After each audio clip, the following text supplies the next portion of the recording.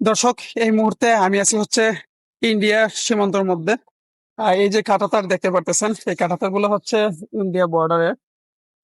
এর ঠিক ওই পাশে হচ্ছে একটু দূরে বাংলাদেশ। এই যে পুরো জায়গাটা দেখতে পারতেছেন, পুরোটা হচ্ছে ইন্ডিয়ার মধ্যে। ইন্ডিয়ার একদম হচ্ছে আপনার যে জিরো পয়েন্ট আছে, যে রেখা আছে আর কি, বাংলাদেশ ভারত সীমান্ত, সেটা আরো অনেকটা দূর। আমরা এর থেকে মিনিমাম হচ্ছে 150 থেকে 200 গজ ভিতরে আছে এই মুহূর্তে। আর ভিতরে হচ্ছে এই কাঁটাতারটা আর কি। হ্যাঁ, তো দেখেন, আহ আমরা এই এলাকার ছেলেপেলে, বাট আমাদেরও হচ্ছে সবসময় একটা জিনিস আফসোস লাগে যে এত কাছে পাহাড় থাকতে, শত শত মাইলের পর মাইল হচ্ছে এই এলাকাটাতে পাহাড়, তবু হচ্ছে আমরা পাহাড়ের মধ্যে প্রবেশ করতে পারি না। এরকম ব্যারিয়ার বা কাঁটাতার দিয়ে হচ্ছে একটা হচ্ছে ব্যারিয়ার দেওয়া আর কি।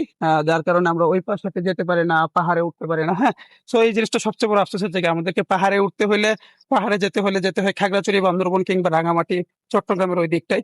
দেখেন এত কাছে পাহাড়, বাট যেতে পারতেছি না। হ্যাঁ, বাংলাদেশ সীমান্তের যেখানে হচ্ছে শেষ হয়েছে, সেখানে হচ্ছে এই পাহাড়গুলোর শুরু। সো জানি না যে স্বাধীনতার পরবর্তী সময়ে কিংবা তারও আগে হচ্ছে বাংলাদেশ ভারতের যে হচ্ছে আপনার সীমান্ত হচ্ছে বন্টন করা হয়েছিল, এই লোকটা আসলে কে ছিল। হ্যাঁ, যে বাংলাদেশকে দেখেন আসলে কিভাবে এই প্রকৃতির কাছ থেকে হচ্ছে ধরে ফেলে দেওয়া হয়েছে। এত কাছে দেখেন, চোখ দিয়ে দেখা যাচ্ছে। হ্যাঁ, আমার থেকে মানে সর্বোচ্চ কত 10-15 হাত দূরে হচ্ছে কাঁটাতার।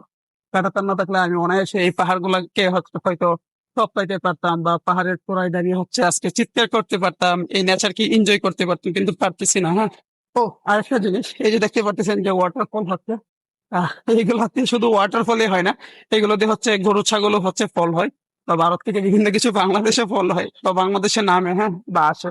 তো আপনারা যারা অনেকেই বিভিন্ন নিউজ চ্যানেলে বা নিউজ মিডিয়ায় দেখে থাকেন ভারত থেকে হচ্ছে গরু পাচার করে। তো এই যে হচ্ছে আপনার গর্তগুলো আছে বা হচ্ছে ড্রেনেজ সিস্টেমটা আছে, এগুলোর ভিতর দিয়ে হচ্ছে এ করে, কারণ কাঁটাতার দিয়ে কোনোভাবেই পসিবল না কোনো কিছু পার করা। এত মজবুত করে, এত শক্ত করে হচ্ছে কাঁটাতার দেওয়া হয়েছে এখানে, এবং এটা মিনিমাম হচ্ছে আপনার 15 থেকে 20 ফুট হবে মাটি থেকে আর কি। হ্যাঁ, সো এটা কোনোভাবেই পসিবল না, যার কারণে হচ্ছে বাঙালিরা, শিয়ানা শিয়ানা মানুষজন হচ্ছে এই গর্তগুলা ইউজ করে আর কি। গর্তগুলা আসলে ওইভাবে ব্যবহার করলেও, তার পাশাপাশি আপনি এখানে চাইলে শরীর বা গা ভিজাইতে পারেন আইসেন, আপনার একটা রিফ্রেশমেন্ট পাবে আর কি।